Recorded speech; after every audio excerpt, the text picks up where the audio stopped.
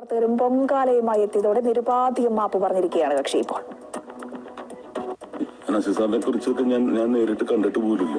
അപ്പോൾ നമ്മുടെ ഒരു സീനിയർ തന്നൊരു ഇൻഫർമേഷൻ ഇപ്പൊ അദ്ദേഹം കൈമലർത്തുന്നുണ്ട്. അല്ലാതെ ഞാൻ അന്തരീക്ഷം ആവാഹിച്ചെടുത്തതല്ല. അതിൽ നിന്നും കേട്ട ഇൻഫർമേഷൻ വെച്ചിട്ട് ഞാൻ ഷെയർ ചെയ്തൊരു കാര്യമാണ്. അത് ഒരിക്കലും മോശപ്പെടുത്താനോ അല്ലെങ്കിൽ അവഹേളിക്കാനോ അല്ല. ഞാൻ അങ്ങനെ ഒരു തെറ്റ് ചെയ്തിട്ടുണ്ടെങ്കിൽ നിരുപാധികം മാപ്പും ക്ഷമയും ചോദിക്കാൻ ഞാൻ തയ്യാറാണ്. കാരണം ഇത്രയും വലിയൊരു ലെജൻഡിന്റെ കാൽക്കൽ വീഴാനും ഞാൻ തയ്യാറാണ്. അത്രയും വലിയൊരു വ്യക്തിത്വമാണ്. സതീഷ് സത്യൻ മാസ്റ്റർ ചോദിച്ചാൽ അറിയാം. കാരണം അദ്ദേഹത്തിന് ഓണർ ചെയ്യണമെന്നും പറഞ്ഞിട്ട് വാദിച്ച ഒരാളാണ്. അദ്ദേഹത്തിന് ഓണർ മെമ്പർഷിപ്പ് കൊടുത്തു. ഇത്തവണത്തെ മീറ്റിങ്ങിന് നസീർ സാറിന്റെ ശബ്ദത്തിൽ തുടങ്ങണമെന്ന് പറഞ്ഞ് വാദിച്ച ഒരാളാണ്.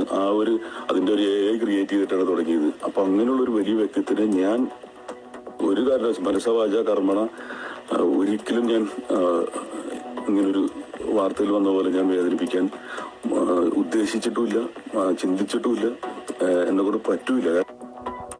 ഇപ്പോൾ ആൾക്കാരൊക്കെ ഉണ്ടെങ്കിൽ ഭയങ്കരമായിട്ട് ടിനി ടോമിനെതിരെ വന്നെന്ന് അറിഞ്ഞുകൊണ്ട് തന്നെ ഇതേ കണക്കുണ്ടെങ്കിൽ മാപ്പ് പറയുന്നത്, അതല്ലാതെ പറയുന്നത് എനിക്ക് തോന്നുന്നില്ല. ഇപ്പോൾ നമ്മുടെ നാട്ടിൽ ഒരുപാട് പേരുണ്ട്. ഏതെങ്കിലുമൊക്കെ ഒരു ഷോയിലോ അല്ലെങ്കിൽ എവിടെയെങ്കിലുമൊക്കെ ചെന്ന് കഴിഞ്ഞാൽ ആൾക്കാർ കാണുന്നുണ്ടെന്ന് പറഞ്ഞ് എന്തെങ്കിലുമൊക്കെ തട്ടിവിടുകയും അയാൾ പറഞ്ഞതാന്ന് പറഞ്ഞ് ഓരോ രീതിയിലൊക്കെ പറയുന്നതുണ്ടായിരിക്കും. അതുകൊണ്ട് ഈ തെളിയിക്കുന്ന രീതിയൊക്കെ എത്തുമ്പോഴത്തേക്ക് അവർ അവസാനം പറയും വേറൊരാളാണ് പറഞ്ഞതെന്ന്. പിന്നെ അവരോടത്ത് ചോദിക്കുമ്പോഴത്തേക്ക് അവരും കൈമലർത്തും. സോ ഇങ്ങനത്തുള്ള ഒരുപാട് കേസുകൾ നമ്മൾ കാണുന്നതാണ്. അങ്ങനത്തെ ഉള്ളൊരു കാര്യത്തിലാണ് ടിനി ടോമും പെട്ടിരിക്കുന്നത്.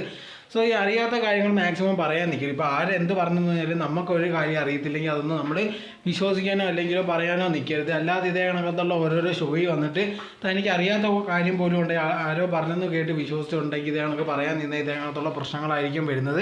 അതിന് മെയിനായിട്ടുള്ള ഒരു ഉദാഹരണം ഇപ്പോൾ ടിനി ടോമിൻ്റെ കാര്യം തന്നെയാണ്. അങ്ങനെ ഒരുപാട് പേരുണ്ടെങ്കിൽ പ്രേം നസീറിനെതിരെ ഇതേപോലത്തുള്ളൊരു കാര്യം പറഞ്ഞതെന്ന് കേട്ടപ്പോൾ തന്നെ ഉണ്ടെങ്കിൽ ആൾക്കാർക്ക് അത് ഭയങ്കരമായിട്ട് സഹിക്കാനോ അല്ലെങ്കിൽ അത് സത്യമെന്ന് വിശ്വസിക്കാനോ പറ്റില്ല. അത് അന്വേഷിച്ചപ്പോഴത്തേക്ക് അങ്ങനത്തെ ഉള്ളൊരു കാര്യമേ അല്ല.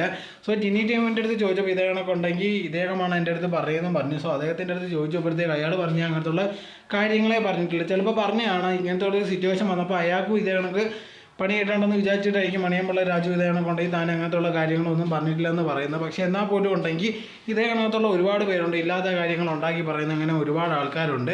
അവന്മാർക്കൊക്കെ ഇതേപോലത്തുള്ള ഒരു പാഠമായിരിക്കും. കാരണം ഇങ്ങനത്തുള്ള കാര്യങ്ങൾ ഇനിയും ചെയ്ത് കഴിഞ്ഞാൽ തനിക്ക് പ്രശ്നങ്ങൾ വരുമെന്ന് മനസ്സിലാക്കി അതേ കണക്ക് തന്നെയാണ് ഇപ്പോൾ ടിനി ടോമും.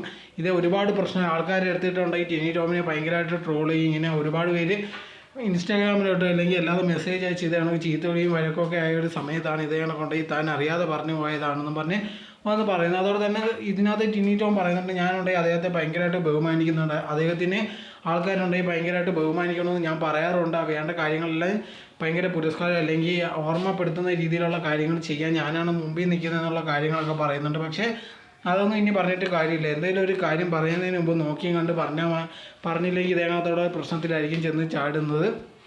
ഇതിനെപ്പറ്റിയുള്ള നിങ്ങളുടെ അഭിപ്രായം എന്തോന്നും കമൻറ്റ് ബോക്സിൽ കമൻറ്റ് ചെയ്യുക. നിങ്ങൾ ഈ ചാനൽ ആദ്യമായിട്ടാണെങ്കിൽ മറക്കാതെ ലൈക്ക് ചെയ്യൂ, ഷെയർ ചെയ്യൂ, കമൻറ്റ് ചെയ്യൂ, മറക്കാതെ സബ്സ്ക്രൈബ് ചെയ്ത് അടുത്തുള്ള ബെൽ ബട്ടൺ അമർത്തുക. എന്നാലേ ഇനി ചെയ്യുന്ന വീഡിയോസ് എല്ലാം നിങ്ങൾക്ക് നോട്ടിഫിക്കേഷനേ വരികയുള്ളൂ.